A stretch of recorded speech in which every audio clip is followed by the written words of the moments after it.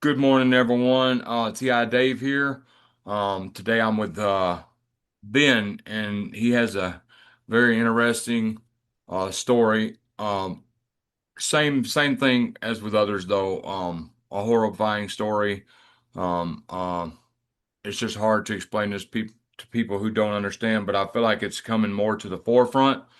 And I was meditating this morning. I just want to tell y'all before we start.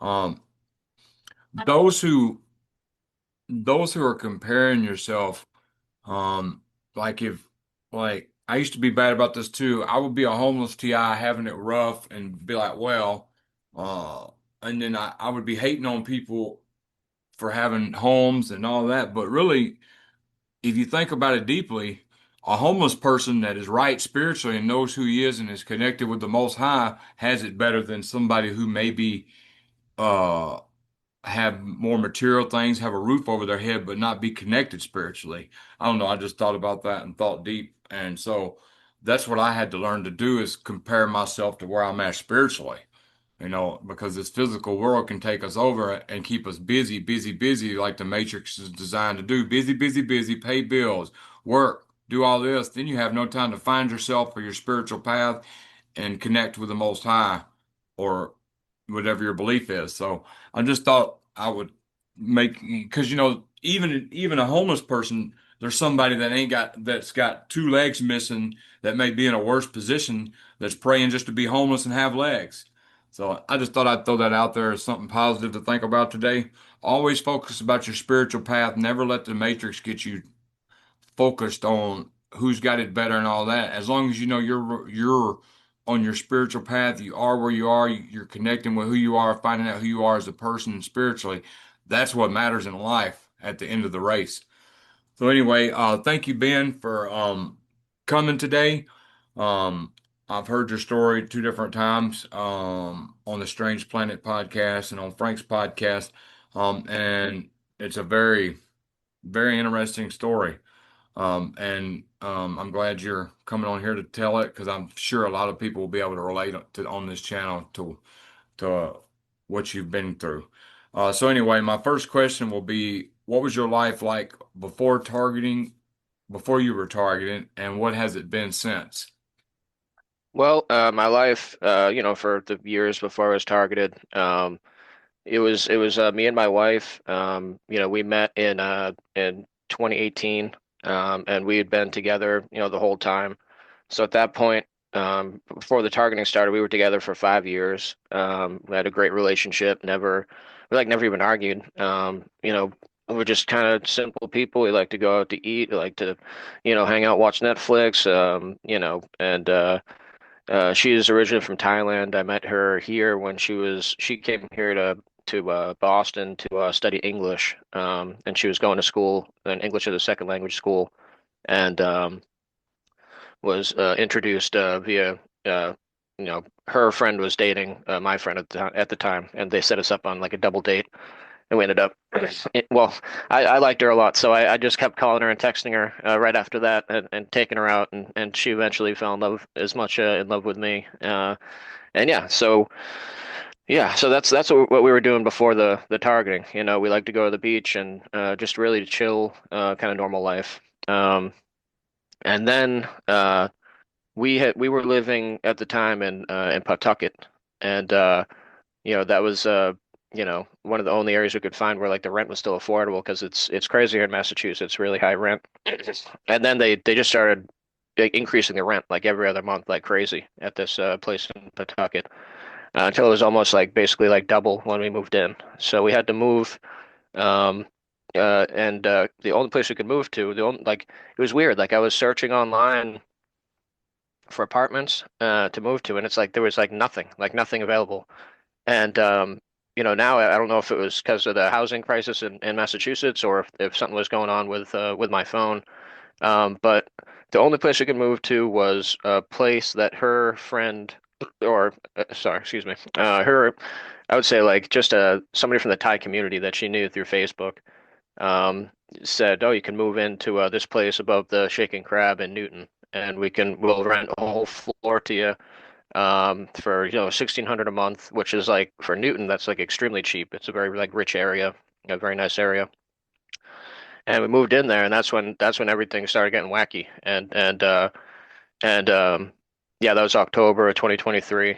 Um, and it started, well, the first thing that started was the weird noises at night. And I didn't know what was going on. My wife told me that she thought the place was haunted, and she had other Thai people that had gone there and rented a room, and they had all said that they had heard stuff at night, and they all thought that the place was haunted.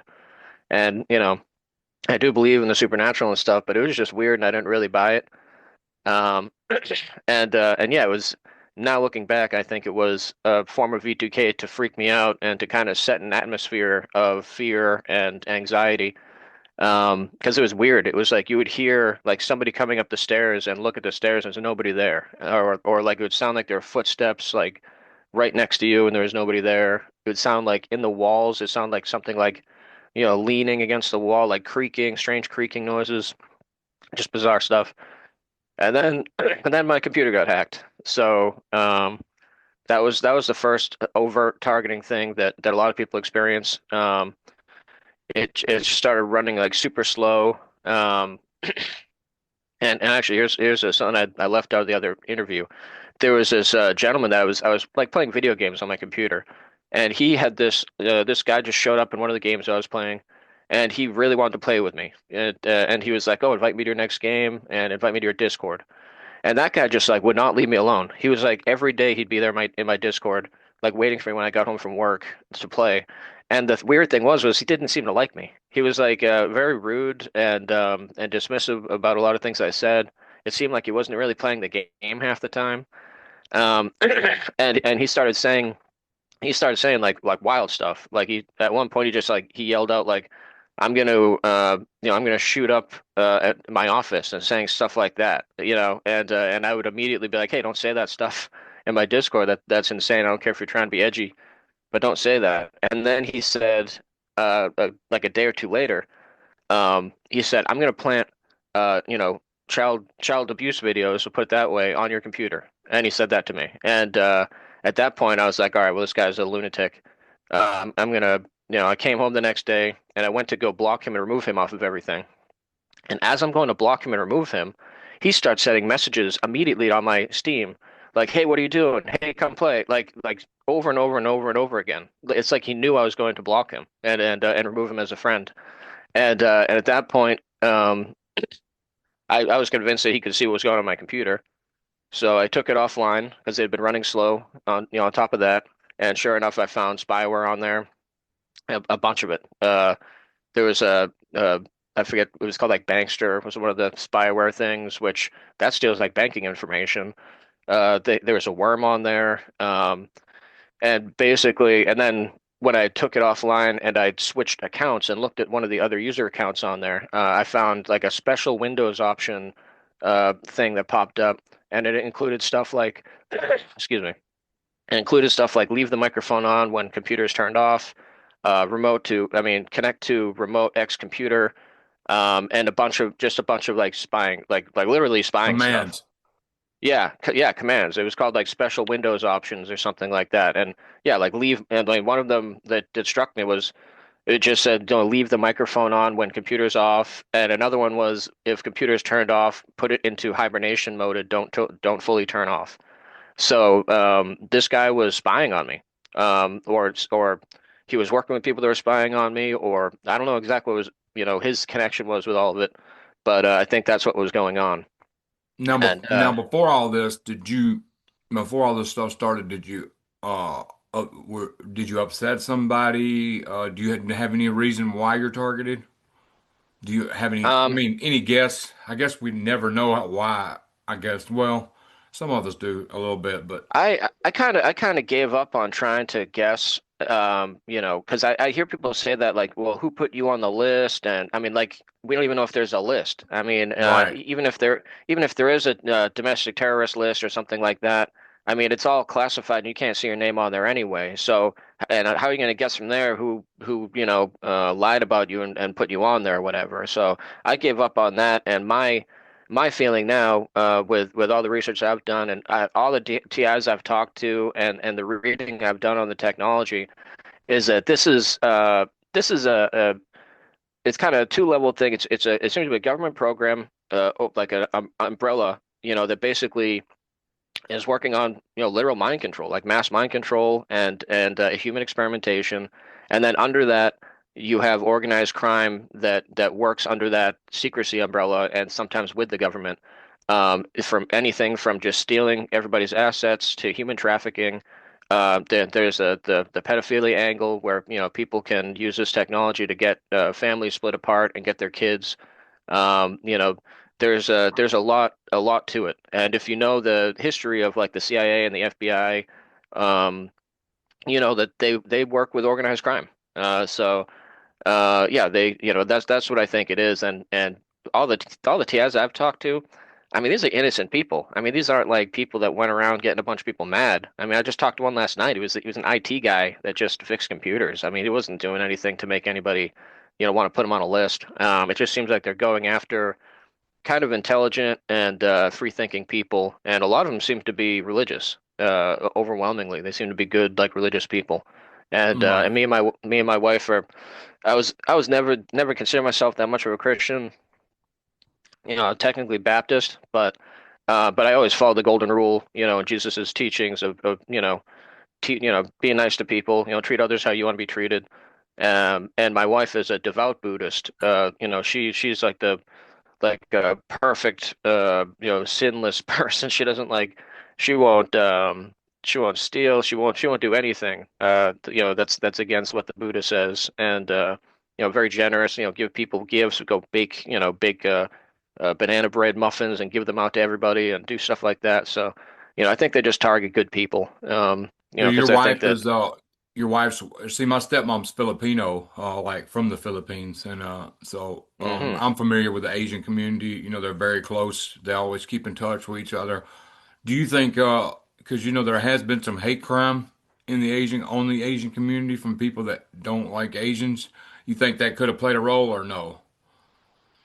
I think I have a theory because from what I've been seeing, the Thai community and the Vietnamese community seem to be targeted with human trafficking in this area. There seems to Okay. be a thing where they are targeting women from the third world with this technology. And from my research, because when this stuff started happening, like I was getting put into like hypnotic trances. I actually like when I was getting like hit with like V2K and like tortured in like some of the hardest months of when they were doing it, where they were really trying to break me. I mean, I literally snapped out of a trance at one point, and they or I didn't no, I didn't really snap out of the trance.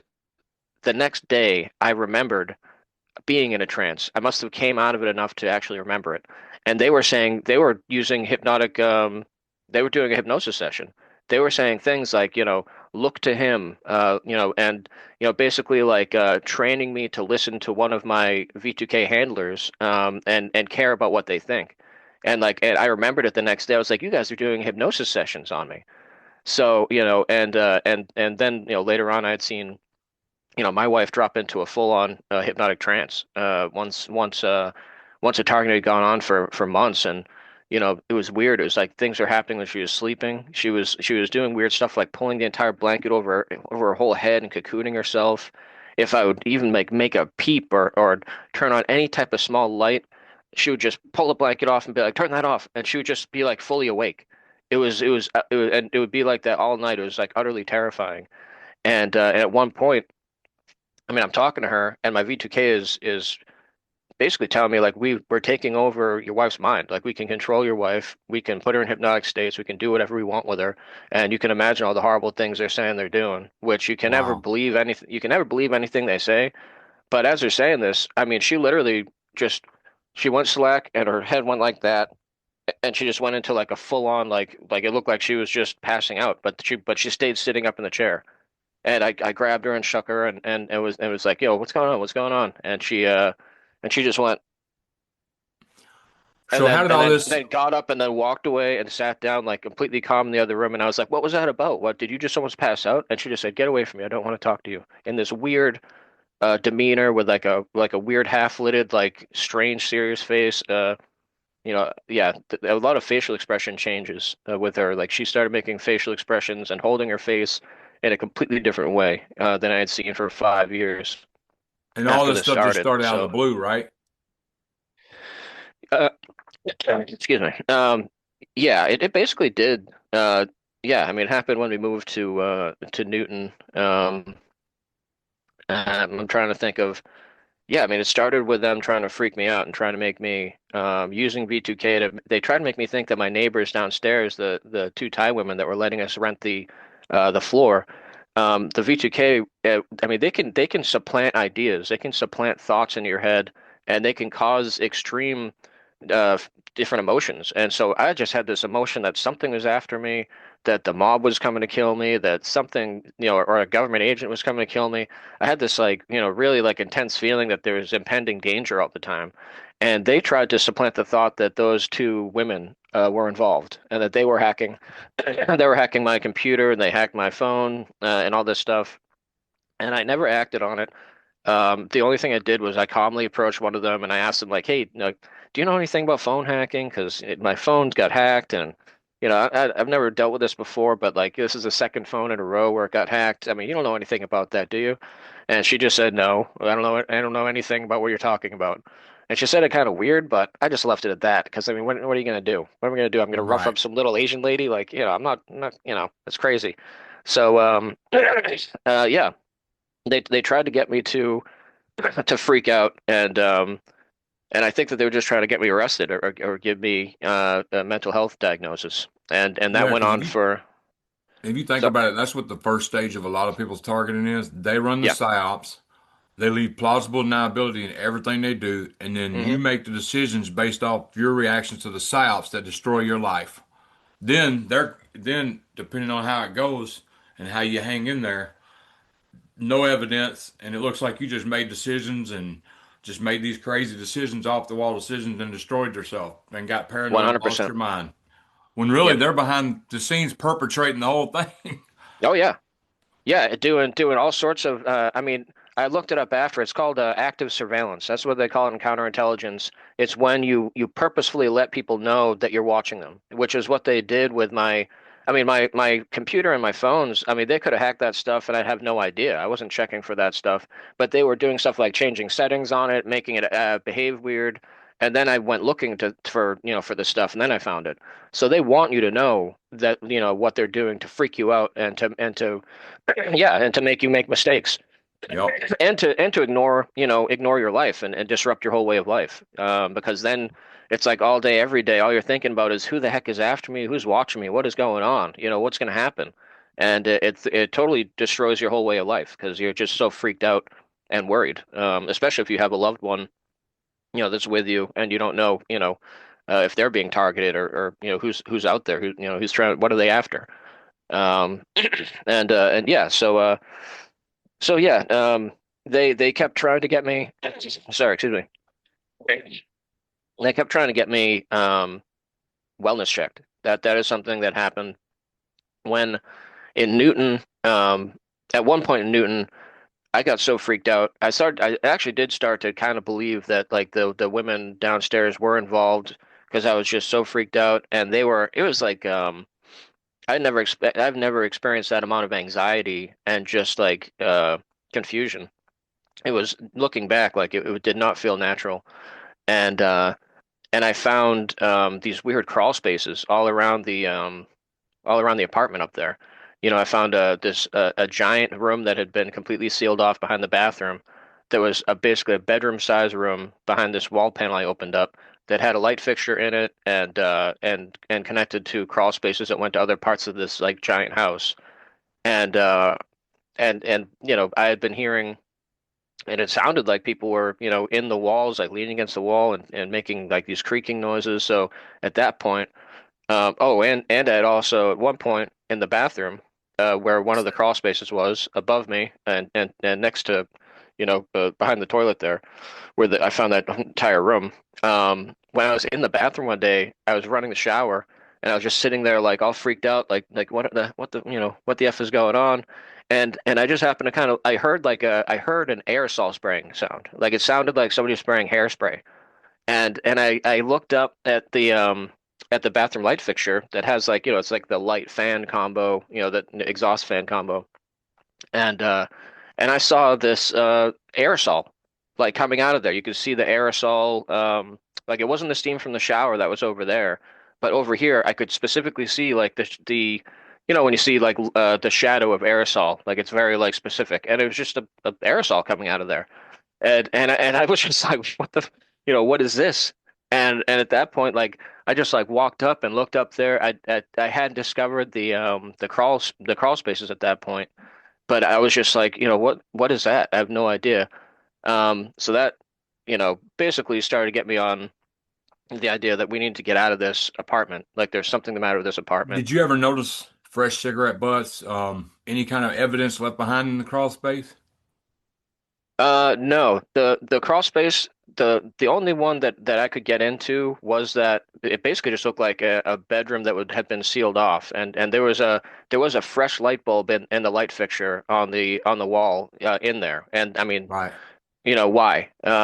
So and that had basically that shared a wall completely with a bathroom where you could see like cracks and you could look into the bathroom from there. Wow. And then like on the wall that shared with the bathroom at the top, there was a crawl space that was small, but somebody could crawl up on and get up on top of the bathroom. And then I had found because I'd heard stuff in the ceiling above the living room. So I opened up the light fixture in the living room and looked through, and I saw it was about a 5 foot tall crawl space up there that when I looked up, it was all completely clean. Like you could see the insulation. It was like the eaves of the house. Wow. So there was another huge crawl space that I think went across the entire living room and kind of kitchen area. So yeah, it was a bizarre setup. And at that point, I was like, oh, this is like a setup. Like this is some crazy. I don't know what's going on here. And so we moved. And again, the only place that we found to move to was her Thai friend said like, oh, I have an apartment here in Waltham. You can move in next month. And we moved in there, and like right away, all weird stuff kept happening, and I couldn't believe it. And I started to question my sanity because all of a sudden I was hearing it sounded like somebody in boots just stomping around back and forth upstairs, and I would walk into a room, and they would stomp it over like right over me and stop right over me. I walk over to the bathroom, they would stomp over, and they would come over to the bathroom. So If I both of y'all were turned on, basically freaked out. well, yeah, I mean, but this is the thing. My wife didn't notice that at all. When I said like, "Do you hear people stomping around?" She goes, I think I hear some people walking sometimes, but I don't hear stomping."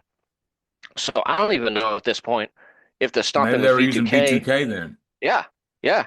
Yeah. And like anytime I turned on the bathroom sink or the kitchen sink, they would do the same thing. Anytime I flushed the toilet, they would flush the toilet. It was bizarre. And now looking back, like, I don't even know if that was real or if that was a V2K. I mean, that could have been a handler, they could be on the other side of the country just pressing buttons on a keyboard and making me hear this crap. That's how this technology works and that's how tricky it is. But it gives you the illusion like you have a 24-hour, agent or somebody, watching you like right upstairs. And it freaked Right. me out, awfully. And then I started at night, I started hearing stuff in the basement below us, like, feet scratching on the concrete and stuff like that. At one point, somebody somebody was actually under there at one point because there was a kitchen cabinet underneath the sink. And if you go down in the basement, you could basically like push up on the bottom of that kitchen cabinet panel, like and you could actually move it. Like there was no insulation, protecting it. And one night, somebody just went and punched that from the basement and knocked over the cleaning bottles and stuff that was under the sink, and scared the hell out of me. I thought somebody was trying to break in. And yeah, it was like every night I was just like walking around like guarding the place, thinking that somebody was going to break in. And I was horrified. And they sleep deprived me. I would just stay up all night, sometimes just like looking around, and I'd hear a noise on this side of the house, I'd hear another noise on this side of the house, and they were just trying to drive me nuts. They were trying to sleep deprive me, get me to do something wild, so that they could section me. And finally, I called up the property manager there and I said, listen, like because there's a door to the basement that goes outside in the backyard, and the doorknob is broken, so anybody can walk in there. It's not even locked. Can you fix that? Because I think people have been coming in the basement. I'm hearing noises at night. I don't know if kids are going down there to drink beer or smoke pot or whatever. It could be anything, but I'd rather it feel better if you just put a lock on the door. And and immediately he's like, "Oh, I'll put a camera down there. I'll change all the locks and I'll put a camera down there." And I was like, "Oh, wow. Well, great." I was like, "Thank you. I didn't expect you to actually even do anything. I'm used to really crappy landlords." Uh, and uh, and so the next, I would say like 3 days later, 4 days later, I come home from work and I hear somebody, like my wife isn't home, and I'm coming home. I go to open up the back door and I hear just like people like walking around in my apartment. Like it sounded like one person like running, trying to like, do something. I thought I heard like a door close or somebody knock into something.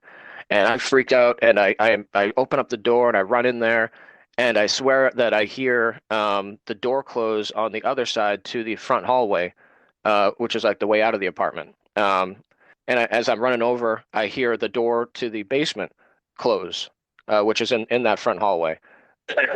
So I go, one of these people are breaking in. I caught him, and I run down there. I run down to the basement. I run down. I look around, and as I'm running down to the basement, I could hear footsteps like somebody was running through the basement. But I think all of this was just V2K. Now, I don't think there was anybody there because it was all just noises. But they Right. sounded 100% realistic. It sounded like I was there was somebody running in front of me, and I just ran down there. I looked around, and when nobody was there and I didn't hear anything else, I just kind of was like, freaked out. But I just walked back up the stairs. The property manager called the police. So within 10 minutes of that happening, of me just running down into the basement and looking around and then going back upstairs, he called the police. So he was watching actively that camera. And instead of calling me and going, "Hey, what's up? Why are you running down to the basement?" He called the police and called in a wellness check on me. So, I'm and I'm up there and I see police walking down the driveway and I go, "All right, great. Maybe somebody saw somebody break into my house and they called the police." That's what I was thinking at this point. And they come to the back door and they look bizarre. One of the police is like his eyes are like wide open and he's like all nervous looking and he's looking down at my pockets over and over again. The other guy's like angry, like is like he's already like in a bad mood. Just seemed like an asshole, basically. And and they go, "Yeah, and I said like, "Hey, I think somebody might have broken into my house. I just heard some weird sound. But like I'm not sure. Like, did somebody call you because they saw somebody breaking into my house or leaving?" And they said, "Oh, we're not here for that. Um, we got a call from your landlord, the property manager here, and he said you ran downstairs and he saw you on camera and you don't look like yourself. So we're gonna check your mental health and make sure that you're okay." And I was like, "Oh, really?" I was like, I just walked out of the basement because I thought I heard somebody down there. I thought that somebody might have broken into my house. Then I didn't find anybody, so I walked back upstairs. How was that a sign of mental illness? And um, and at that point, the cop got wicked short with me and was just like, "Are we gonna have a problem? Like, are you gonna cooperate?" And I was like, "Yeah, I'm cooperating, man. Do you want to check me out? You can check me out." And and yeah, at that point. They were like, "All right, we're calling an ambulance to come down here, and they're gonna have a mental health professional, like or an EMT, I guess, evaluate you and decide if you need to go to the hospital." And I was like, "Wow, that seems like really extreme for walking down to the basement." And then they did that. "Well, are you hearing voices? Did you call the landlord and say you heard voices downstairs?" And I said, "No, I called the landlord and I said that the lock to the back door was broken to the basement and that I heard footsteps down there a couple different nights." And they were like, "But you didn't hear voices." And I was like, "Nope, didn't hear any voices." And when the ambulance got there, there was no evaluation. There was no mental health evaluation. I mean, the EMT basically just walked in and said like, "Hey, how you doing?" And I was like, "I'm a little freaked out because this guy wants to bring me to a hospital for walking down to a basement." And they went, "All right, well," and the cop just goes, "All right, get on the gurney." And I'm like, Huh. "What?" And he's like, "You have to go down to the hospital to be evaluated." And I was like, nobody even talked to me. Like, how can you bring me to a hospital for walking down into a basement? And again, he like got into like a football tackle pose and was like, "Are we gonna have a problem? Like, are you resisting?" And I was like, "No, no, no, no, no. I don't want any of that. I don't want to get tasered or anything." And so they put me on a gurney. They wheeled me out in front of all the neighbors. There was like four cop cars there, and an ambulance and a fire truck. And I'm like, I walked down into a basement. I'm like, what the hell is going Kind of on like a here? humiliation ritual in front of Yeah. the whole neighborhood. All these Right. apartment complex. It was the whole apartment complex. There was like a dozen people outside looking like, oh, what's going on here? And I'm getting wheeled out on this gurney, like, and I felt, yeah, humiliated and like felt like it was ridiculous. I was like, how could this happen? And so they start bringing me to the hospital, and they bring me two hospitals over. Um, and when I get there, the intake nurse goes, "Why did they bring you all the way to Cambridge from Waltham?" And I go, "I don't know why they brought me here at all. Like, I'm really freaked out. All I do is walk down into a damn basement. Like, how can you try to send somebody to a psych ward for that? Like, what is going on?" And then the EMT comes in to the intake nurse and she goes, "Guess what? The cop just changed the police report and said that he hit himself on camera down in the basement." And I went, "What?" I was like, "Why would I hit myself?" So, And was the basement but part here of in what you were Massachusetts, renting? no, I was renting the first floor, and then there was a basement that we had access to for storage. I'm just saying that's Yeah. weird. He'd be even watching the camera. Who Yeah, sits around and watches that a was something. basement? Yes, and that was something that took me a while to figure out. I was like, wait a minute, the cops were there within like 10 minutes after I ran down there. So this guy must have called. He must right like live been watching the camera and then called the cops. Who the hell is doing that? Why are you staring at a Right. basement camera? Or and then on top of that, why would you call the cops about it? And I mean, he had my number, had my email. He didn't contact me at all, which is very suspicious. And yeah, so when I got to this hospital in Cambridge, immediately the intake nurse goes, "Why did they send you all the way to this hospital? There's two other hospitals on the way." And what, you just walked down to a basement? Like, did you do anything else? And I was like, "No." I was like, "I don't know what's going on." And then the EMT comes in and goes, the police officer just changed the report. The police officer that sectioned him changed the report and said that he hit himself on camera, and they have a video of him hitting himself, which under the law, if you're a danger to yourself or others, they can put you into a psych ward here in Right. Massachusetts. So he just lied. He just straight up lied. And later on, my wife had went down to the property manager's office and watched the video, and she said that I didn't hit myself. And there's no evidence of that at all. I mean, I should have. I mean, at the time, I was just being tortured, by V2K and just, freaked out continuously. So like, I didn't even think like, oh, I should sue these people. I was just happy to be. I mean, they kept me there for like 4 hours in the psych ward. They asked me all sorts of questions, but thankfully the intake nurse, um, she pulled some strings and actually like let people know like, yeah, a corrupt cop, sent him here. He didn't do anything. Get this guy out of here. And when they evaluated me, they said, "Yeah, you're fine. There's nothing the matter with you. Just don't go down to the basement again." Which is absolutely crazy. But yeah, I was horrified. I mean, I thought that they were just going to lock me up in that psych ward. And then when they eventually they pulled it off. Because that is what they do in the early parts of these targeting is they want a mental health diagnosis on people to discredit them, and make them look like they're out of their mind, so nobody believes what's going on. Um, because after that, when I got back to the apartment the next day, our property manager said, we want you to move out. We want you to move out of here." And I was like, "Move out for what?" Because I walked down to the basement, and he's like, "Yeah, so we can either evict you or you can move out. If you move out within a week or two, we'll give you like half of your rent back." And so we had to move. We had to move. We only lived in that apartment for 1 month. For 1 month. I Wow. mean, And didn't it was cause like a no total. trouble or nothing. Didn't I ran down to a basement. I ran down to Right. a basement. And yeah, it seemed like a setup. It seemed like a setup where they were just counting on me getting. But thankfully, that nurse and that EMT, they saw that that police report was changed, obviously on purpose to try to get me sectioned, and they put in a word for me, and they made sure I was on a fast track to get, because like they were saying I had to stay there overnight before I could be evaluated, before like a doctor was in. But then they managed to set up like a Zoom call with a psychiatrist who talked to me and cleared me. Um, and but that so then it got even worse.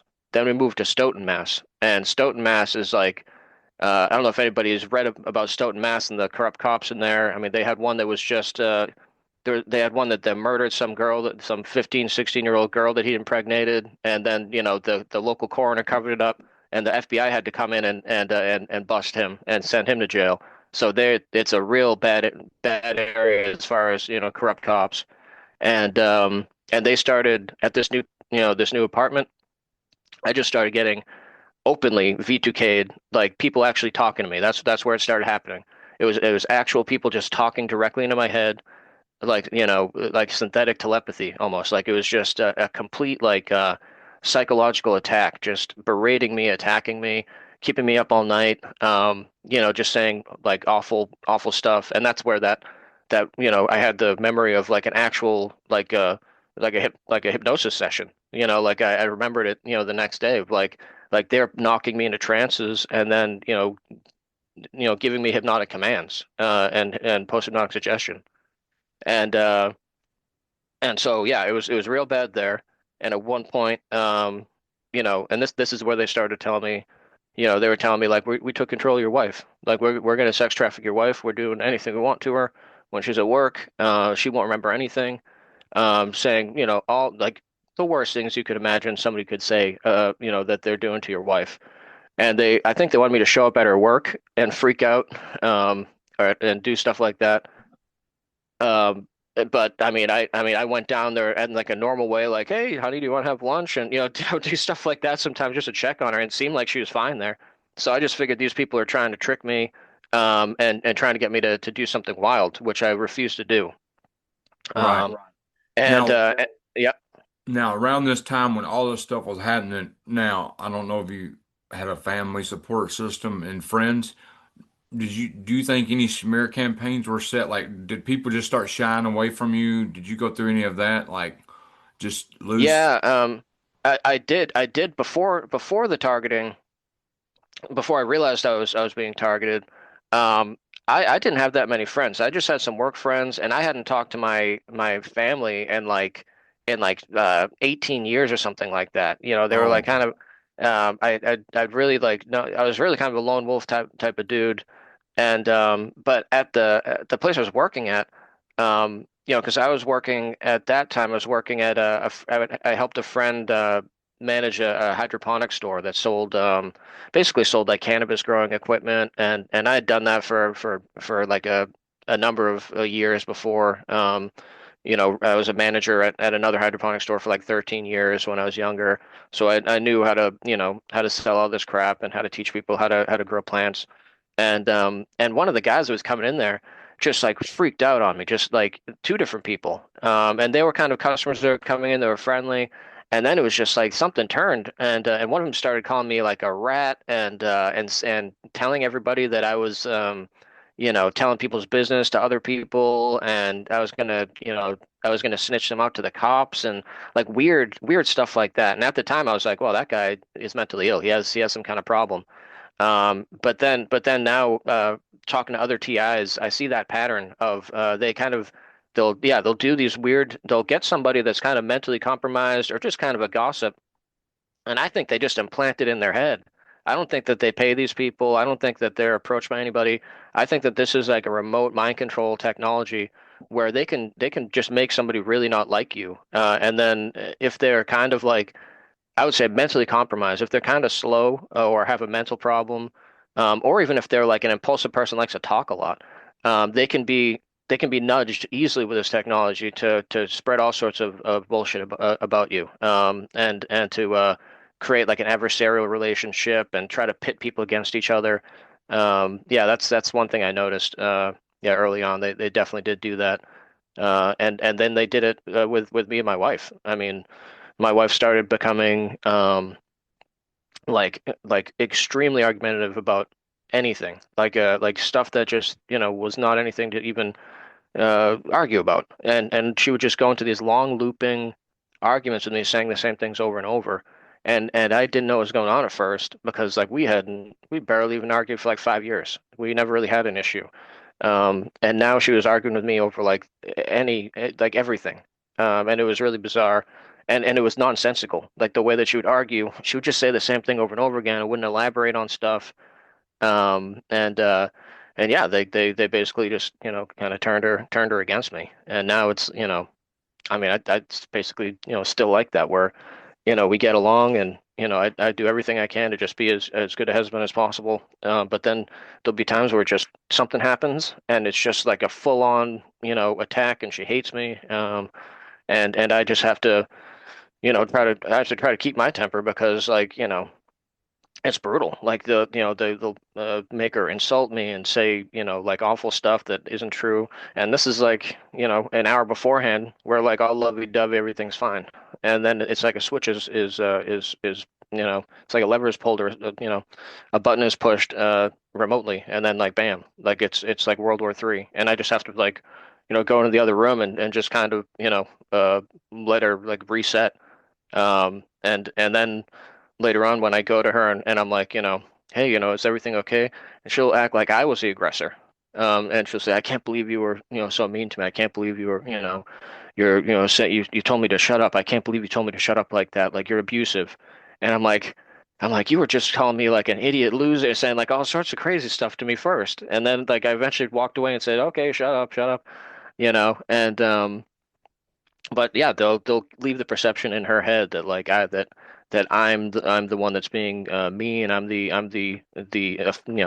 one being offensive and starting it. And yeah, it's yeah, they turn people Wow. against each other. And I've seen that a lot. And a lot of TIs think that people are being paid. They think family members are in on it and they're consciously aware of them being targeted.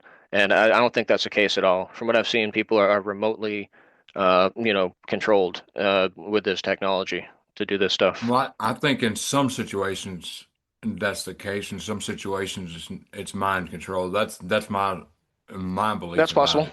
Yeah, that's possible. Yeah, but definitely mind control, and then they use negative association conditioning, influence mapping, and stuff like that. And like if you're going through targeting every time you go around a certain family member, all this bad stuff will happen and all this stuff. So then you associate. I guess the best deal. So if they know that you're close to your father and your father drinks Mountain Dew all the time, what they'll do is they'll have when people perp you, they'll have Mountain Dews. So every time they perp you, and it's your father's favorite. So then you start thinking your father's a perp because he drinks Mountain Dew. You see, because you've done Hmm. associated it. All them. That's some kind of simple way to explain influence mapping. They find out what you know what I'm talking about, don't you? Yeah, yeah. Yeah. And I mean that can happen, but there's also there's a part of the brain that is it basically responsible for pattern recognition. And sorry, sorry, 1 second. And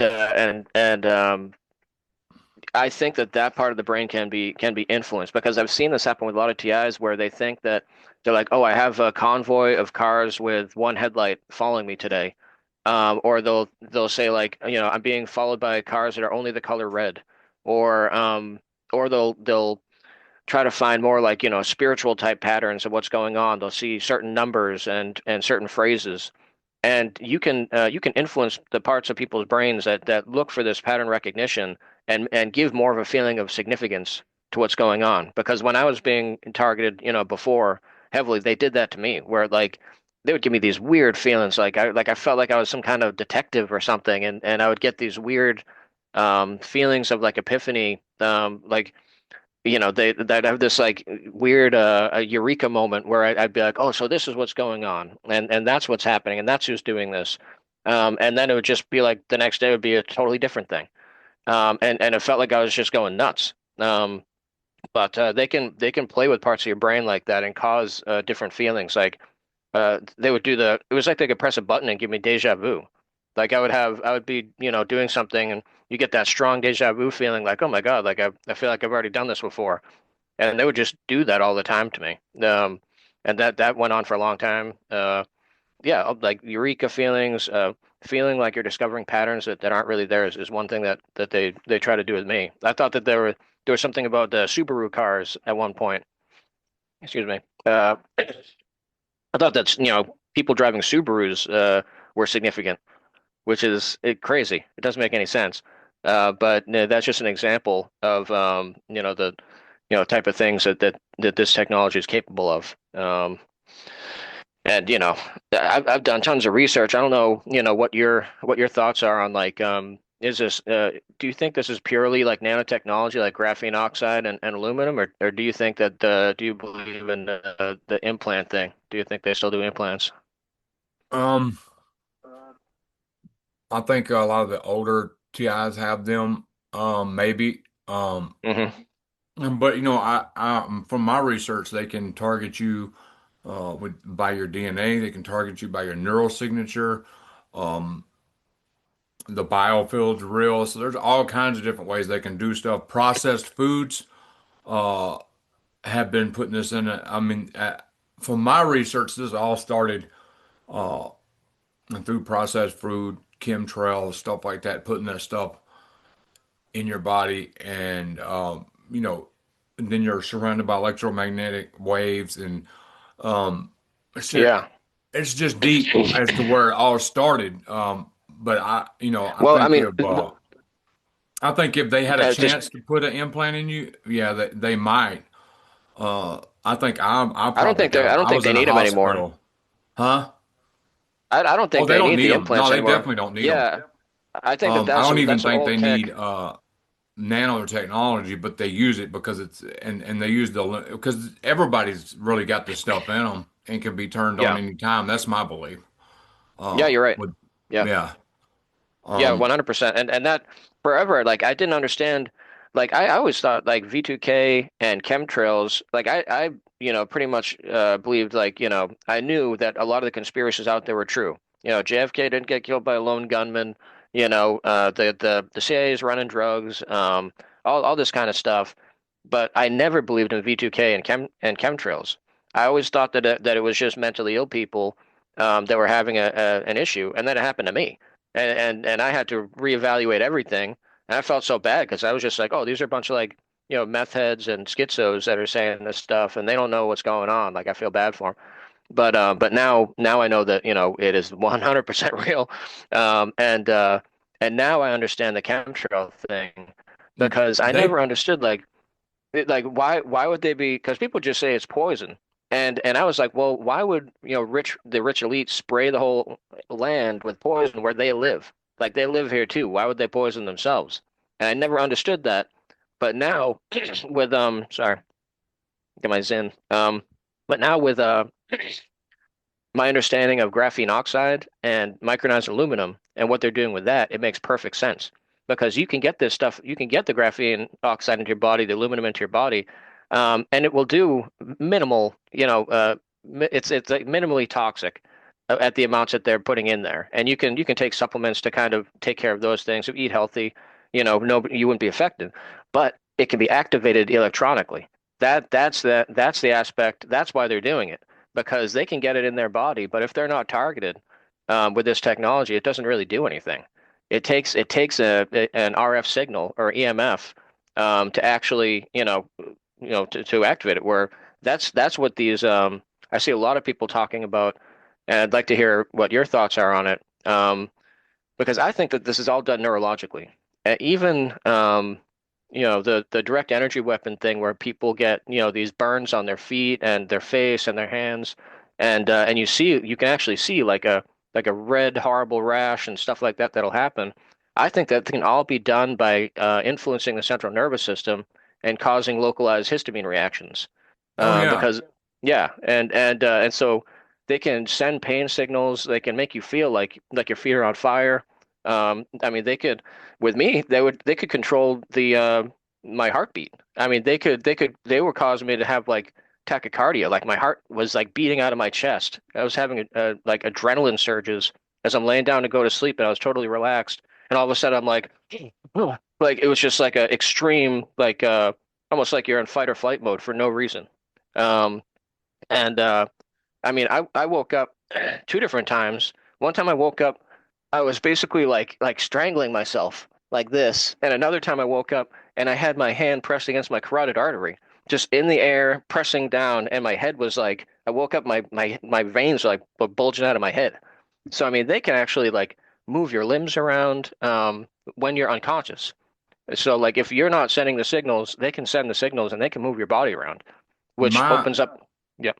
Go my ahead. take on this is everybody's got a unique neural signature. And they have from my research, the free phones that they're giving out to everybody was mapping people's brains, and getting your neural signature. Once they have your brain mapped out, they can target you any way you want. So, the best way to describe it is, they've studied this stuff over the years so much they know what frequency to send that does what. They Yeah. know exactly what frequency to make you sleep, what frequency to make your leg Yep. jump, because they Yeah. take over your cerebral cortex and they can do anything from there. And like man, what was I gonna say? Like I was They can gonna make you blank out too. They can make you. They can totally. yeah. When my V2K was torturing me, they were doing stuff like they were completely changing my emotional state. Like I was sitting there like basically like I was basically like weeping over the behavioral changes in my wife and worrying about her. And the V2K was like, hey, watch this. And all of a sudden I just felt nothing. Like I felt like all of my sadness went away, and I just felt completely calm, and I felt completely like that that sinking feeling in your chest, or your stomach, and all that stuff. It just disappeared in an instant. And they were like, "Isn't that cool?" And I was like, "What?" I was like, "You guys can completely control my emotion." And then it was like, and they're like, "Yeah, watch this." And then it was like they pressed the button again, and I was like back to just feeling like horrifically sad again. And then they after that they started doing that. I'd be walking along, and the V2K would say some stupid joke or point something out that wasn't funny, and like I would start laughing at it, and it was bizarre. It's like they can send signals. And when I've been in contact with Dr. John Hall, who wrote a few books on this, and he experienced this with his ex-fiance, very similar. And he heard me on the Strange Planet podcast, and he actually did a podcast with them about my story after that. But when I talked to him, he was explaining it's called EEG heterodyning and EEG cloning. And so Yep. they basically record EEG brain signals when you're in a certain state, and then they can play it back to you like they're playing tape back to you, and you feel the emotion exactly the same as if it was 100% real. And you have to And the just, I mean, person for me, beside you won't feel it yeah, because their brain, it's just like you put two cell phones side by side. If I call one of the cell phones, only one of them rings yeah, because I'm only dialing up that receiver. So I'm only for sending frequencies to that unique brain print. You see, hmm your hmm neural signature. Everybody's got a different one, just like everybody's got different fingerprints. yeah, Yeah, I'm going to be reading this book. This book goes. This dude's from Brazil, and anybody that knows the mind control in Brazil, Brazil was the first one to put legislation on this brain to computer. I think, if I'm not mistaken. Anyway, this guy, Felipe Saboya de Santa Cruz Abreu, he was born in Rio de Janeiro and pursues a career. Anyway, this dude wrote MK Tech Invasion, and I'm going to be reading this on yeah. my channel. I mean, this dude really done his research for this book. I mean, I've read a bunch of targeted books. This one goes into deep exactly what we're talking about. It's not no bullcrap Yeah, book, you know. He I'll actually done definitely be his watching that. research.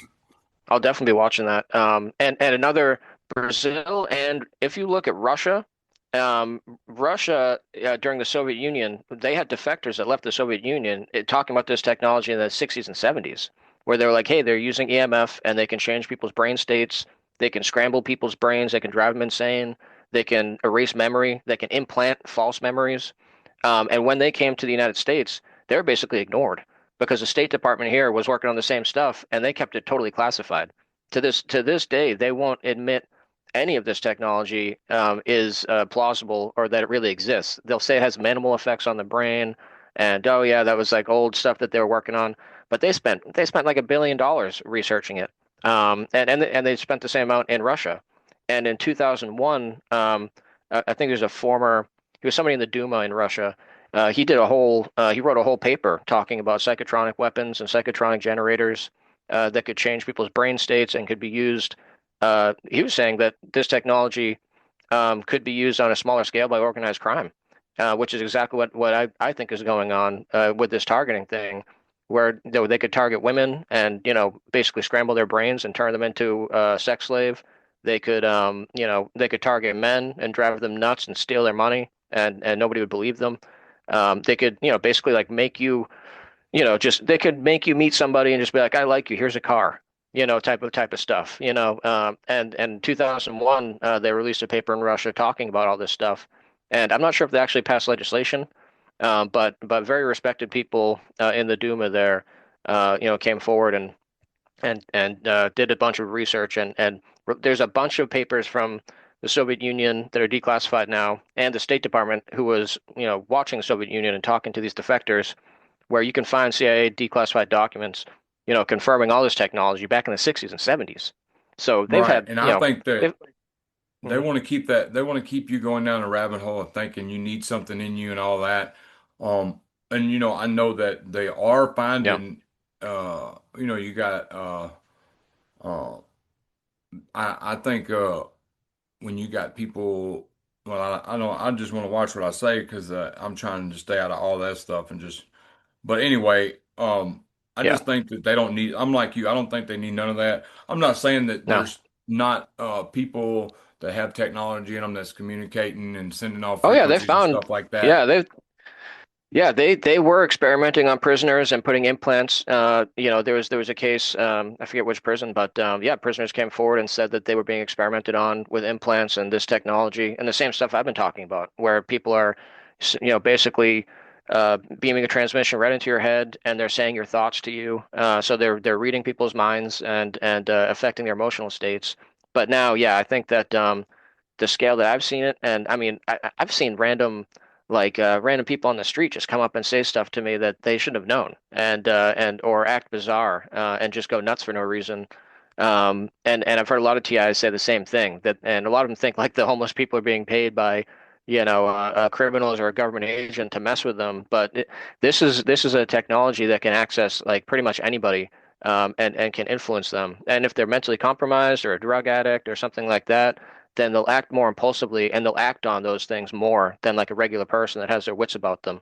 Like if they tell some homeless guy that's been huffing paint for the last 6 months, like, oh hey, go get mad at this guy and push him, he might go and do it. I mean, if they sent the same signal to some businessman who's going to have lunch, he's going to get that thought in his head and be like, well, that was a weird, intrusive thought, and he's just going to go to lunch. He's not going to do it. But that's what I've been seeing a lot of. They like to target mentally compromised people. And in fact, after I did the Strange Planet podcast, my sister, who's developmentally delayed, she started hearing voices, and they started. I believe they hit her with V2K, and she was hearing the voice of my mother and I think my grandmother in her head, saying awful things to her and saying that my mother killed her pets, and they turned her completely against her caretaker, my mother, and she ended up in a now she's right now in a psych ward. And when I try to talk to her and say, hey, mom did not kill your pets, mom loves you, she wants to talk to you, she'll just go into a looping, saying the same thing over and over again, like, no, she hates me, and I hate her, she's evil, she beat me, and she killed our pets. And yeah, Ben, the pets are dead. The pets are dead. And I'm like, no, they aren't. No, they aren't. But I can't get through to her at all. And it's because all Right. of a sudden, after I did that Wow. Strange Planet podcast, bam, she started getting hit with V2K and was hearing voices for. They said it was a medication issue, but she was still Uh-huh. hearing after they fixed her medication and had her in the psych ward. She was still hearing the voices, and they're very specific. The actual voice of my mother. And she was saying she could hear my mother.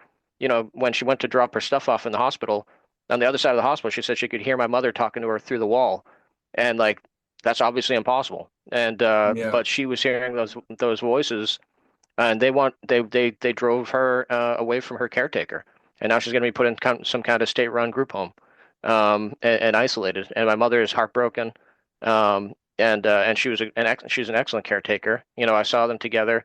She took very good care of her and loves her very much, and it's tragic. But when they target somebody that's mentally compromised with this technology, it's extremely effective, extremely effective. That just Right. kind of shows it. And you get a lot of people um, that now that you got these scans and all that, just because even if everybody, I feel like everybody who gets scanned is going to be emitting a frequency or have something in their body communicating or have a MAC ID. because of the stuff that's been sprayed in the air. Everybody's compromised. Yeah, So but and not when you brought everybody's up targeted. Not everybody gets voices put in their head. Not everybody, right. because there's a difference in finding something in your body that's getting set up for the biodigital convergence, Hmm. and they're trying to augment all humans and actually being targeted, having your life Hmm. destroyed, blacklisted everywhere you go, having a voice in your head Yeah. that comments on everything you do, tries to keep your Hmm. self-esteem low, tries to keep you in Hmm. fear. There's a difference in that, Oh yeah. because I've heard stories of people that have been scanned just to get scanned and they had stuff in them, but they didn't have none of that going on. So I don't consider them being targeted because I think everybody's got the stuff in them now. Yeah. Somehow, because they're getting ready to do this biodigital convergence and all that. So they have to have the stuff in everybody. And somebody It's mass sent me mind control. listen to this before I forget it. Somebody sent me a message. I'm going to keep their name because I don't have permission, but they said that the other day, listen to this. This is scary too. They said, I had my Starlink installed the other day. The guy basically confirmed that all the people around us basically are robots. He said people are going to be shocked. Yeah. And when I say That's it. rock, Yep. and he said some of them are purely synthetic humans who were never born of a man and woman. They were test tube Wow. babies grown.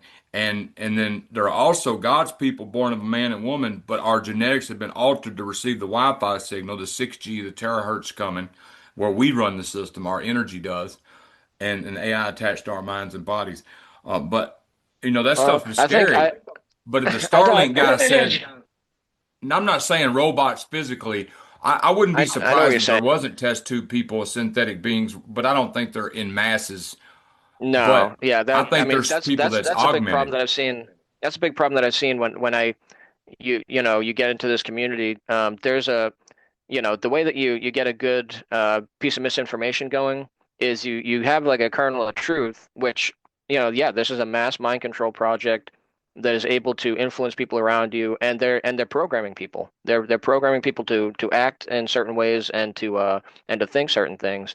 But then you get that kernel of truth, and then they also throw in like, oh, and by the way, a bunch of people are just like test tube like clones that aren't even real people. And I don't agree with that. I think that they can do that, and they definitely can make clones. They definitely that's a whole other that's a whole other can of worms. But yeah, I mean, they discovered cloning a long time ago, and they're definitely cloning humans and doing that type of stuff. But it's people are confusing the mind control with this with that conspiracy, to the point where they think celebrities are being replaced by clones. Oh yeah, They're not. I don't believe any of that. I think those celebrities are being they're being hypnotized and programmed, and they start to act crazy and change their behavior because it's a mind control thing, and that makes way more sense than they literally whatever grabbed Dave Chappelle and swapped him out with a clone, and now he acts a little bit yeah. I don't different, know and, what and I he don't and know he if I works believe it out. goes that deep. You know, No, it doesn't. Yeah, it doesn't. and but I respect anybody who believes that because that's I cannot. I'm sure I believe some things that aren't true. So, if anybody's listening, they do believe that, no disrespect. I respect where your research is read. Um, Yeah, because it is possible. So we really don't know. yeah. I But mean, I from just what think I've it was seen, interesting that Starlink guy said that though. And I think what he meant no, it by is. that is we're being augmented and we don't even know it. And when we find out, we're going to be surprised. And I don't Yeah, I think mean, that. I mean the certain. I would say that yeah, certain medical procedures that became popular, around 2020, and were pushed on the population. They a lot of it was gene. It's gene therapy. Like there's when you start talking about messing with people's RNA and changing stuff, and then those medical procedures didn't seem to actually do the thing that they were supposed to do. It's a little that you have to start thinking, and that all of a sudden that medical procedure was ready for people, to solve a problem that seemed to be introduced by the government in the first place, way too fast.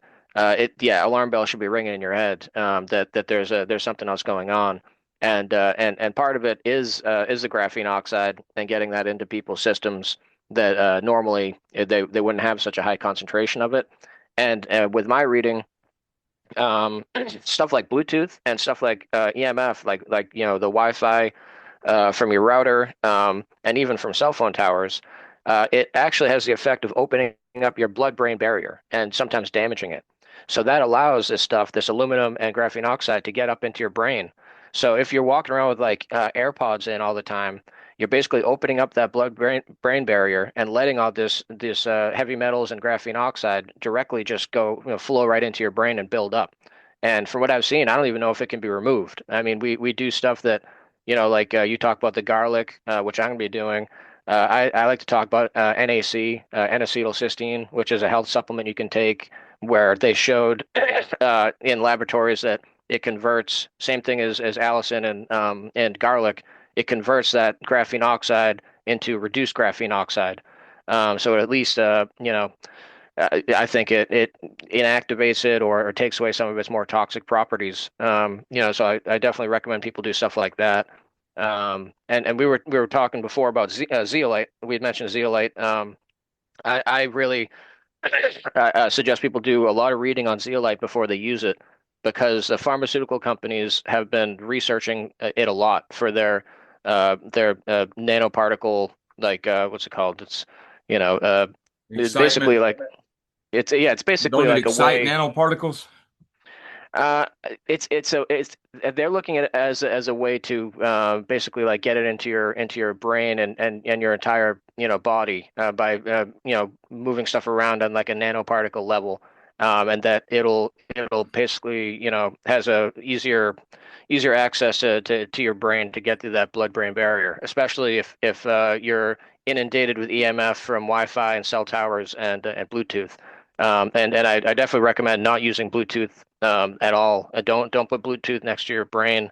It is even though the FCC said that it's negligible levels of radiation, studies have shown that it opens up the blood-brain barrier.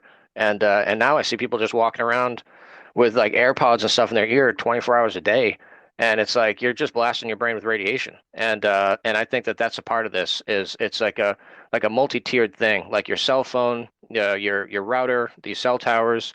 It inundates your body. It opens up that blood-brain barrier. And then, I mean, the chemtrails are obviously micronized aluminum, like sprayed with surfactants, and probably graphene oxide as well. That they're spraying everywhere. It's getting into the water supply. It's getting into all your food. You're breathing it in, and now with all that radiation, you're allowing that stuff to build up in your brain. And that's why I think that there's no implant required for this technology. It seems like that's kind of their plan of just turning everybody into an antenna, like basically creating a just having this self-assembling nanotechnology that creates structures in your brain that just act like an antenna, that Right. can make this signal stronger to your brain, your central nervous system. I remember when me and my because the first year was kind of hell before with me and my girlfriend. We're both TIs and all that. So she, on the way home from work, I talked to her and she got some Bluetooth headphones, some nice ones. Well, what they did was she'd be on her way and I'd be talking to her on the way home from work, right? Well, they start playing, making her think that I'm watching porn while I'm on, and it's the headphones. They're doing it through the headphones, making the noises. And she's like, Yep. "You're really doing this?" And I'm like, "No, I'm not." But she believed me, Yeah. so she Yeah. ended up having to throw the, and that was our only experience with that Bluetooth headphones, Yeah. But yeah, Yeah. so I had the experience one time. I called my wife because I had V2K telling me like, oh, my wife is getting violated at work and trying to freak me out and trying to scare me. So I just called my wife just to be like, hey, how you doing, honey? Like, are you okay? Without saying any of that, but just checking on her. And when I called her, they did this crazy thing where she was like, yeah, hold on, I'm doing something right now. Let me put the phone down. She put the phone down, and through the phone was gunshots went off, like boom, boom, boom, and then like a slamming noise, and then a dog like snarling and barking. And I just looked at my phone like oh, and I was like, honey, I was freaking out. I was like, are you okay? And she just picked up the phone. She's like, what's the matter with you? Like, yeah, I'm okay. I was putting some laundry in the washing machine here. Like what's the matter with you? And I was like, I don't know. I just heard something weird. Anyways, I'll see you when you get back. I'll cook dinner. And but yeah, they can do stuff like that to and there's they even can create. some TIs that Yeah, are clueless to how deep this goes, but because they haven't experienced that yet. But man, and I I hope would they never don't. believe it. But they can play some Yeah, hella games. I yeah. personally think Mind control goes back to, I'm a true crime fan. I've read a lot of true crime books. I think mind control, I think even some of the serial killers were mind controlled just to see if they could do it to Yeah, them, you know? yeah, yeah, In yeah, Amityville definitely. Horror, I think they caused all that in that house. Yeah, me too. Yeah, I I came to think it that was a same mind conclusion control too. project. Yeah. Oh yeah, they gave that kid a bunch of access And to they made all LSD. the stuff happen in the house Yeah, remotely. yeah, I think so too. I came to that same conclusion because it follows the same playbook where they fed this person a bunch of LSD, there's sleep deprivation, and then he just went crazy. And you're seeing more and more of this. A lot of news stories out there. There was just this kid, this 15-year-old kid that just got up in the middle of the night. He had no history of mental illness or violence, and he just went and stabbed his sister in the neck. And when Wow. he called the police. He called the police right after he did it, and he's like, "I thought I was dreaming. Like I didn't know what was going on. I just slept walk in here. I thought I was having a dream, and then it was real." And now the poor kid's in jail, awaiting trial. But I hear stuff like that now, and all these stories of people hearing voices and then doing something violent, and I immediately suspect that it's not just mental illness at this point. Which, if you never experience this stuff, anybody else is going to be like, it's mental illness. Like that's somebody having a psychotic episode or a schizophrenic episode.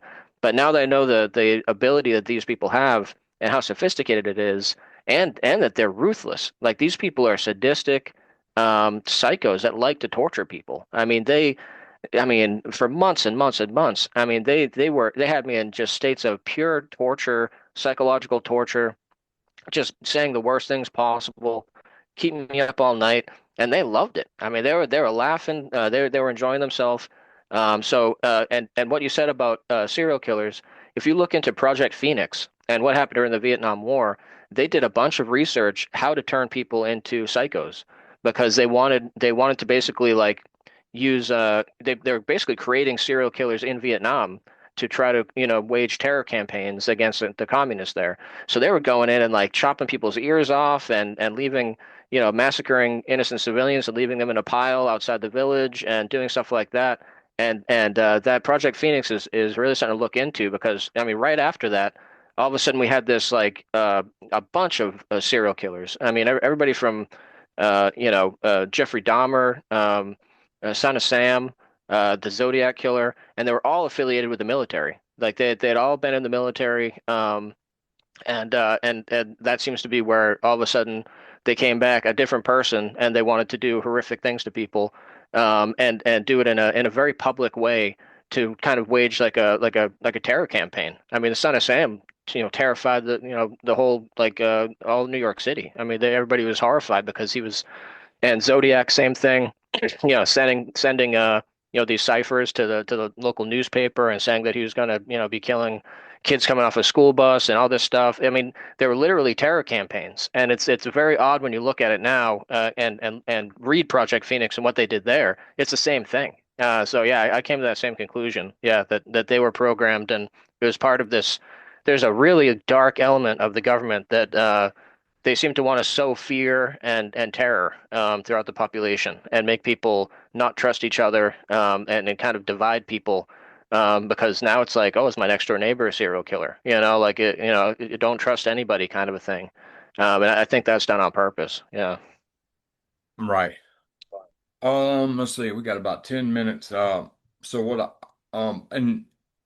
and I encourage anybody to you know, if you have an Amish store nearby, buy all your food from there or try to find some store, a country store with local growing. And even then, it's questionable, but man, try to eat fruits, try to take all the sugar out of your diet. Sugar's horrible. Yeah, And preservatives. but Yeah. if you take all your sugar out of your diet, do not replace it with that artificial stuff. That's even worse, you know. Yeah. Yeah. But Yeah. yeah, I think an exercise, force yourself to exercise no matter what, as much as you can. Um, because man, and then I would check your for those that don't go out much, vitamin D is important because I've been doing it for like 7 days straight. The vitamin D serum, my mind's coming back a little bit better. Those who watch me. I'm talking about 10 or 12 times in a row. And I think a Yeah. lot of it had because these weapons, will drain your vitamins and minerals. So then even if they're not hitting you, you're still feeling terrible and thinking it's the weapons. But really you got vitamin deficiencies going on and mineral deficiencies going on.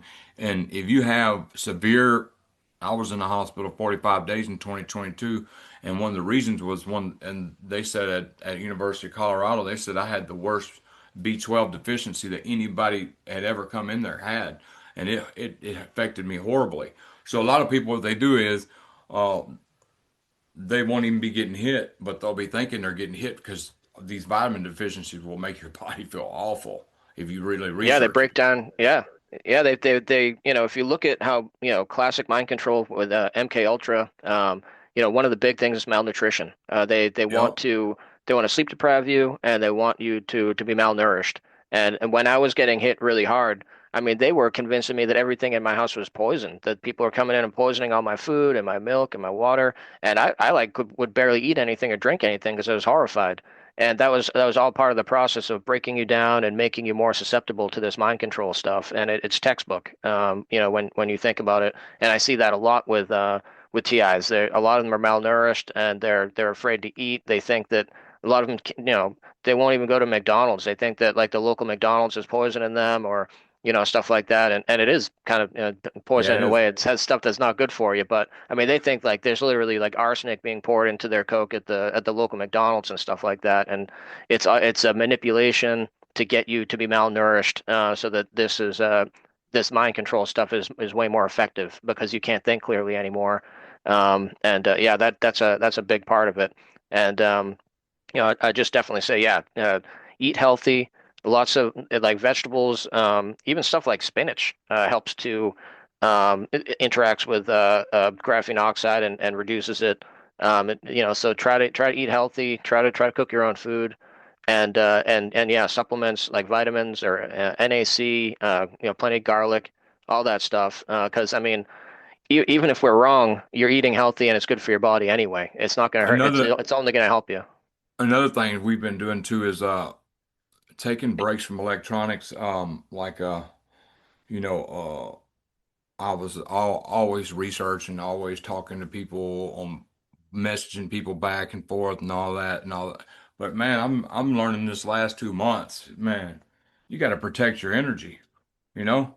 Yeah, I mean, yeah, you want to save the world, and that don't mean we'll stop helping people, but we have to be take care of ourselves before we can yeah. help anybody. But look, if you notice, like, uh, I got a bunch of books. Like, I'm trying to get away from this is Modern Man in Search of a Soul. I want to read it again. It's the Carl Jung book. Um, No, yeah, Carl. Yeah, I I got like Carl Jung. intake. I got a book. I'm just trying to read regular books and I could get it on my phone, but I'm blue light mind control is real. That's why I got these glasses on. You need to Hmm. research that. Oh Um, yeah, yeah, yeah. oh Blue yeah, light. Yeah, yeah. There's definitely something that I mean they figured out how to transmit. They call it Li-Fi. I don't know if you ever heard of Li-Fi, but yeah, they yep. can they can transmit information through LED light. Optogenetics. Yeah, optogenetics, which sounds crazy, but then you read about it, and this is a big field, and they can actually transmit more data through light than traditional means, which So is I've which been is practicing just unplugging the router, yeah. reading real books. Like yeah. So Yeah. Yeah, and um, just try to like I've learned to just like yeah, you gotta I like every day I research this stuff and I'm reading, declassified documents from 30 years ago and all this stuff.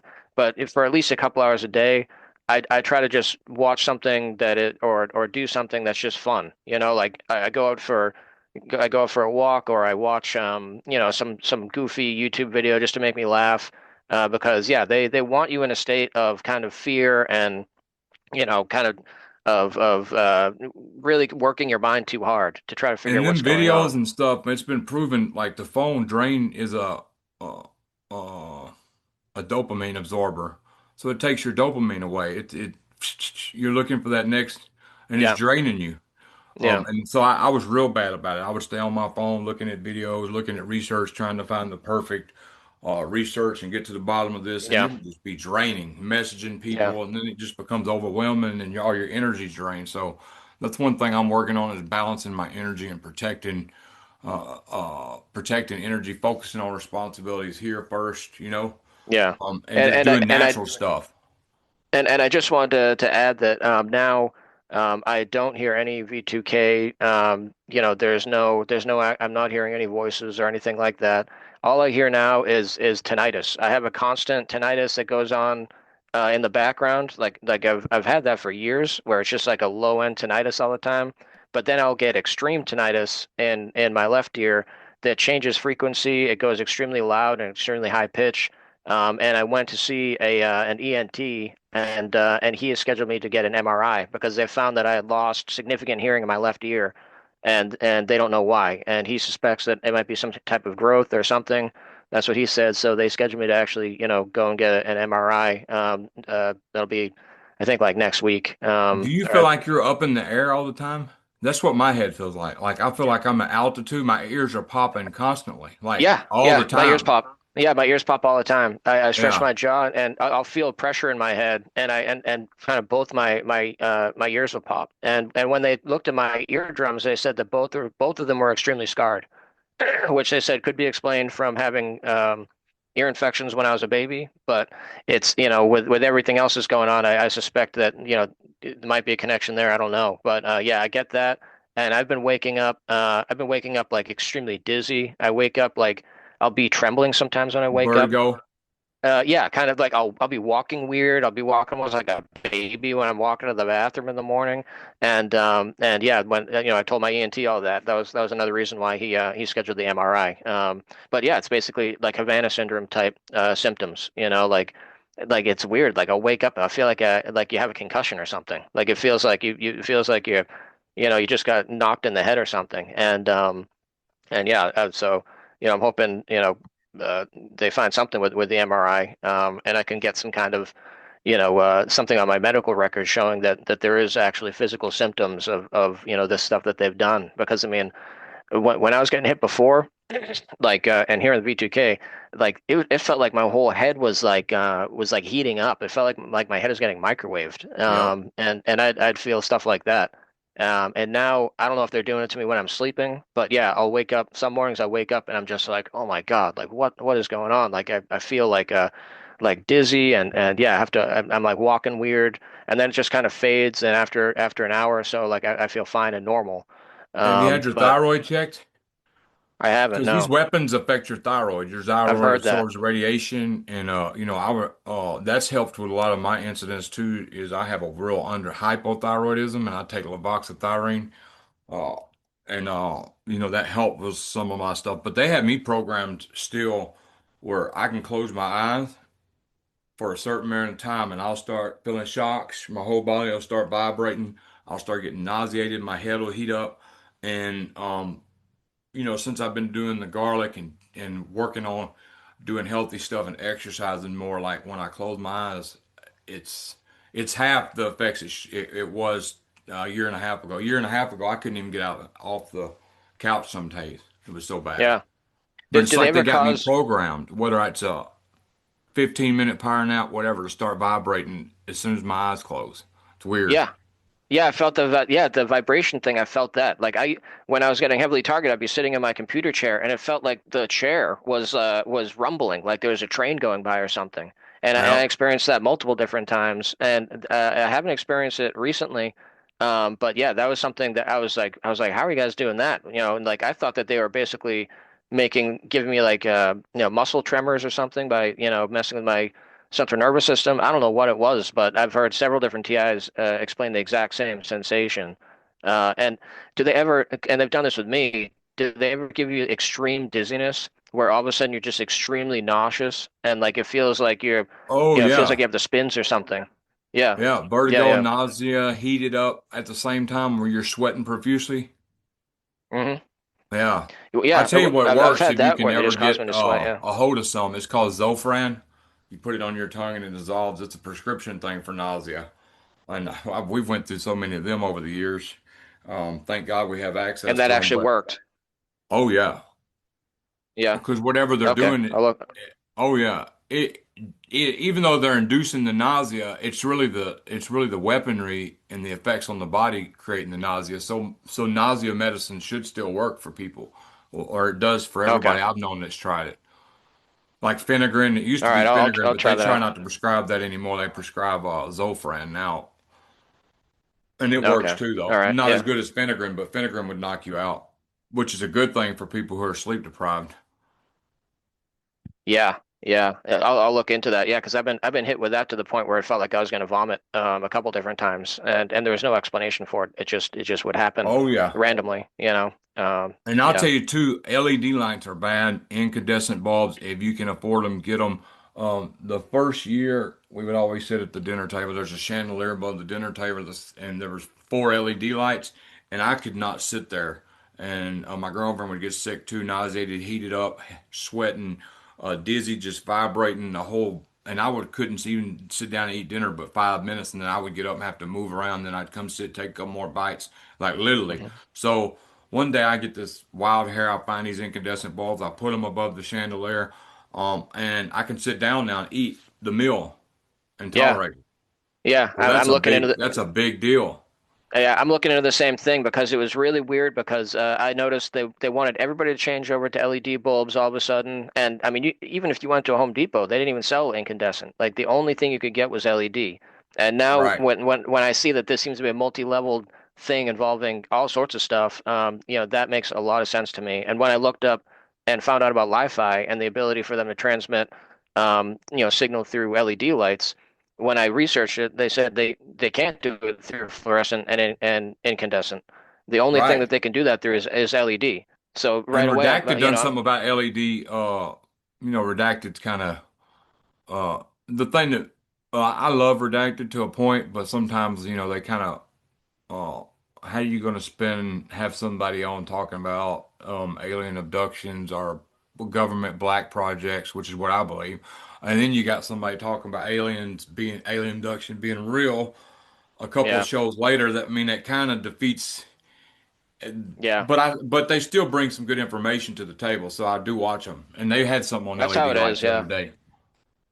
that's how it is. I try to listen to everybody and read everything, but there's so much misinformation rolled in with everything, and I agree completely. I think that the alien abduction stuff, I think, is military abductions and human experimentation. I mean that it's not it's just. I mean, and using this technology, you could make people think that Bigfoot was experimented on you, not just some Oh military yeah. scientist.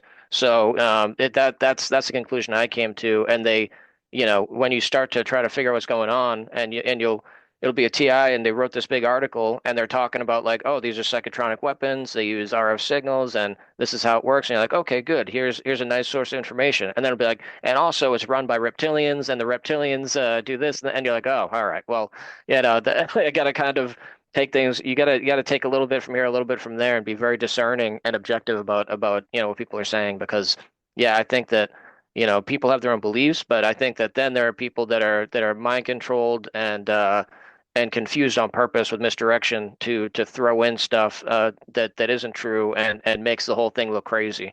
And then Right. normal people, don't believe it at all. And even and whether or not reptilians, aliens, or any of them are real or not, they're not targeting at us. So it does no good to talk about it on these channels because it does nothing but discredit us. You see, if Yeah. we're trying to get the world to believe us, we don't need whether them or even if them are real, they're probably not the ones doing it. I'm Yeah. almost 100% sure. So if Yeah. you talk Yeah. about it, which what they want you to do, you discredit yourself to people who are trying to believe and understand this. You see? So, Mm. Yeah. like Dr. Yeah. Fred Bell, Dr. Fred Bell was one of the first persons who was pushing. If you look him up, he was pushing this stuff on Coast to Coast and stuff in the late 1999s about the neural signature. You see, Hmm. but Hmm. then he had this experience where the Pleiades came and visited him and stuff. So Yeah. what they did was they discredited him. So Hmm. now people, oh, you're talking about Fred Bell. He's the one that said, hey, they done Yeah. that to him so nobody will believe him about the neural 100%. signature thing. 100%. Yeah, and Yeah. I've been seeing that a lot. Yeah, I've seen brilliant people talking about this stuff, and then they start going off onto like, oh yeah, and there's 12 different types of aliens, and they live here, and they, work in underground military bases with the military, and it's like, okay, well, let's maybe not. That seems like a lot of, I'd say guesswork and extrapolation when you're dealing with intelligence agencies that specialize in counterintelligence and feeding people a bunch of nonsense to confuse them and to discredit them. And that just, is textbook. And I've been seeing that a lot. That's why I just try to stick to. I look up actual patents. I look up actual declassified papers. Talk about research in this technology. I'm not trying to claim that the reptilians are trying to enslave the human race through advanced mind control that uses soul magic and all this stuff. Although I think that there is a spiritual aspect to all this. I think you start to discredit yourself and you start to go out and get out in the weeds, trying to figure out that kind of stuff. And yeah, it's people doing this. It's Right. this is the elite and military industrial complex that want to have mass mind control of the population, because why wouldn't they? They could literally make people believe anything they want. They can implant false memories. They could go after a political dissident and make them lose their mind, or make it look like they did. So it makes perfect sense they would develop this technology and be using it on the civilian population. You don't Like have to for start going instance, into. Mind Nexus on Twitter, Mind Nexus, Mhm. right? I Yeah. don't know if you know who that is. Oh, I do. Yeah. Mind Yeah. Nexus. All right, go to if you Yeah. go to their pinned if their pinned post, it's Grady and Desiree's story, and it says what began as a powerful connection turned into a quest to reveal hidden technologies, alien implants. To Mm. me, that Yeah. discredited them right there. And then if you listen to that story, it talks about being implanted by aliens. I mean, Yeah. you're trying to uncover truth, but you're discrediting yourself in the same. It just I don't know. So Exactly. I believe that it's possible aliens do exist. I believe if Sure. there is, in my belief, it's fallen angels and technology that's been here for years. But I really try to stay away from talking about any of that because it doesn't have nothing to do with targeting, in my opinion, and from my research, you know. Yeah. So, Yeah. and it And just don't do and nothing just but discredit us. Yeah, So, and it's hard enough to explain, that this classified technology exists and it's being used in this way. And now you're going to try to, bring aliens and stuff like that into the picture. It's like, why? Let's just try to focus on the facts and things that, let's just try to, I would say deprogram the population they're already programmed not to believe us at all. All this technology doesn't exist and that we are mentally ill and all this crap. It's hard enough to get through to people just by showing them like, here's a declassified document that here's a patent that they use for remote neural monitoring, and this type of stuff, and that's like hard evidence you can show people and they still won't believe it. And now, yeah, now you have, organizations like that are saying like, oh, and by the way, yeah, ET put a implant in me. And it's like, all right, well, now nobody's going to believe you, and you're right, making us all look nuts. Yeah, right. And yeah, then what's sad is the biggest form of mind control is right in front of our face. It's the propaganda of all this information. They got people going left, right, backwards, forwards, just every direction with different kind of stories and narratives. hmm So, yeah, yeah. Even when it comes to just regular, right versus left politics, they're splitting apart entire families. They won't even have a Thanksgiving meal together because this one likes Trump and this one likes Kamala or whatever.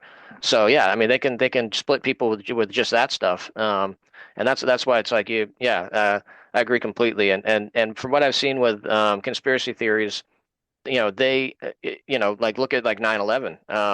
I mean, 9/11 obviously did not go down how it's explained in the official narrative. But then you get people coming in saying like, oh, and by the way, yeah, it wasn't planes hit the building; it was space lasers that knocked the building down. And it's stuff that's put in there to discredit anybody that questions like the official narrative, instead of just being like, hey, the FBI literally didn't do anything about these terrorists that came in that they knew about, that went to a flight school and learned how to take off in a plane but not how to land it, and the FBI didn't do anything. And then there was military exercises saying that the buildings are being hit the exact same day, and they had the jet fighters like off doing military exercises so that there was no protection. That's provable. That actually happened, and that shows that I there was some think it kind was of. controlled demolition, though. By the way, Oh the yeah, building in layers yeah. fell straight down. I think that there's thermite involved. Yeah, I Yeah, think they planted thermite charges. But I mean, even that, like you see with those conspiracy theories, people being like, "Oh, it was a Kabbalistic religious sacrifice, and there were space lasers, yeah, and you can see how anybody that's kind of a more straight-laced normal person is just going to be like, all right, yeah, I don't believe any of it now. Yeah, I believe the government. They're telling the truth. You guys are nuts. exactly. Yeah, Yeah. yeah, and that they Well, do that with every conspiracy. um, I'm out of time. So about 4 more minutes. Could you like the last question I wanted to ask you is what message do you have for any of my viewers out here who may be new, who may be struggling with the same thing you went through as far as B2K or going through? Um, um, what advice would you tell somebody who um might be struggling with what you struggle with? First, if you're newly targeted, just be aware that they want to put you in a mental ward. They want to give you a mental health diagnosis. They're trying to drive you crazy, and they're using a technology on you that's not just V2K. It's not just, there might be people on the ground that are messing with you and doing stuff to your car and stuff like that, but they're very few. And most of the people that you suspect around you are probably, overwhelmingly, completely innocent and have no idea what's happening to you. They want you to isolate yourself and to be scared of everybody around you. Try to maintain as much of a normal relationship with people as you can, because they want you to basically push everybody out of your life and be isolated, and it makes it makes the torture and mind control more effective. And just try to stay healthy. You know, uh, like we were saying, make sure to eat healthy, and try to have people to talk to. But definitely be aware of the laws in your state as far as, how easy it is to section people, and send people to mental wards because they want to do that to you. So like if you're in California, Florida, Massachusetts, the bar is extremely low to commit somebody to a mental institution. So if you come forward and say that this technology is being used on you, they could just immediately throw you in there. I'd say just reach out to TIs, and try to create a network that you could talk to about this problem specifically, and then try to maintain family relationships, try to maintain relationships with the friends, so that you can talk with them about normal stuff and just have a normal outlet, where you can actually live a normal life. Because I see a lot of TIs getting isolated completely, and that's no good at all. I'd say that. And what I noticed though is I wouldn't I kind of disagree with you on the stalking and the boots on the ground. I really think organized stalking does happen to some targets, and a lot of targets is real. And they do some of that stuff because I It is, experienced yeah. it. No, But I wasn't saying but it's not some real. people, I think some people don't get that at all and just get V2K and a weapons attack, so they question that. Um, Now the question is, are they mind controlling people doing it, or are they paid? And because I mean, I've got a lot of people that showed me proof of their stalking on here that would disagree. So, and then from what I've been through, that stuff was real, and they did all kinds of psyops on me. So I think that, and I don't know how long you've been in the community, but if you're in the community long enough, you'll see people who actually have this stuff on camera, like real life, no question, No, it no happens. plausible deniability. Oh no, I I just don't want was to take not away from the saying. people going No, through yeah, that. I'm not saying that it doesn't happen. I've had stuff happen to me. Like I Okay, told all right, like I told you off air, I had somebody like unlock my door and then lock the deadbolt so that the door was like held open, and right. and my wife thought I did it, and it was just I don't it was just a sign that they're just messing with me to let me know that they could get into my apartment. And I've definitely had stuff go missing. And I've had my when I had my car, it seemed like people were sabotaging my car. I had very strange problems with it. And I've seen that happen to TIs as well. So there's definitely boots on the ground. I'm not saying that. I'm just saying that they definitely try to push the perception to confuse people to think that more people are in on it, Right. on the Okay. ground All than right. actually are. And then people will start suspecting their family members or suspect friends. And I'm just warning against that. Try to keep a objective, a mind about it, and don't alienate yourself from everybody, because yeah, that's one of the things they want to do. They don't want you talking to people. They want you Most to be definitely. alone. Yeah. Because I know there's friends and family members I pushed away because I thought was part of it, and now I screwed that relationship totally up, which is what they wanted. Yeah. So yeah, I see what you're Yeah. saying now. My bad. Yeah. Yeah. No, but Um, yeah, they definitely have people on the ground that mess with you. That is part of the active surveillance. That's a counterintelligence method to drive me nuts and to totally screw up your life. Yeah. I mean, you destroy some part in somebody's car, or cut their brake line or something, in a way where, you know, what are you going to do? You go into a mechanic. I've talked to a TI where he had to go to the mechanic so many times. The mechanic told him like, yeah, somebody's messing with your car. Like this is there's no way that your car is having all these different weird problems. This is bizarre, man. Like I actually believe you. So Right. that 100% happens, and it can totally screw up your life. Yeah, and that's what they try to do. Yeah. And then some, I've talked to people who just have been tortured by V2K and don't get stalking. So, they do try to switch it up to cause confusion. Um, Oh, and one more thing that I always tell people, especially women TIs, get a hardwired security camera system that's offline, that's not connected to the internet. Don't use those blink cameras. Don't use the Ring doorbell thing that connects to your Wi-Fi because those can be disabled very easily. These people usually are pretty good at hacking Wi-Fi. But have like a you can get like a four camera system with its own hard drive for like $100 and set that up in your house or outside of your house just for I mean for security, but also just for peace of mind. Because like I was saying before, I mean they can, with this technology they can make a TI get up in their sleep and go move stuff around their house and then go back to sleep, and then you get up and you're looking around and you think, oh my God, somebody's been in here. and um, you've and done and it. it and it and it terrifies. But they could have been the one that did it. So if you have the security camera set up, I found that once I set mine up, a lot of that stuff stopped. I think that they're actually making TIs, get up and like, take something and like, toss it in the trash or hide it, and then you wake up and they're thinking that somebody came in and stole it. I think Yeah. that Didn't would that be an happen to excellent John tactic. John Hall's girlfriend? Yeah, No, yeah, yeah, she was blocking the door and she was wondering how they were still getting in, and then he put cameras and she got up and let them in yep, and didn't remember it. Right? yep. Right. I mean, that sounds exactly right to me, and that's the conclusion that I came to because I Right. found that they were making me do stuff in my sleep, and once I realized that hypnotism was involved, and being able to actually move you around when you're unconscious, that just made perfect sense to me. And explains a lot of the break-ins that I've heard from TIs. You know, Right. Well, I thank you for coming out. Really, really informative interview, really good interview in my opinion. And I really, oh yeah, just one more of a question. How did you find out what the targeting program was? Just real quick. um, I mean, it started happening to me, and You just started when Googling stuff? when I started Googling stuff, it was when the V2K started happening, and I actually had people talking to me. And at one point, I accidentally burned. I was lighting a cigarette, and I burned myself on the stomach with a lighter. It was just hot, and I dressed it on my stomach. And the V2K in my head went, and I was like, that hurt you. Like, and then I when I did research, first I found the Neuralink. They talk about how it can share sensory experiences, and then shortly after that, researching the different DARPA projects, I came across Robert Duncan and Robert Duncan's book, Project Soulcatcher.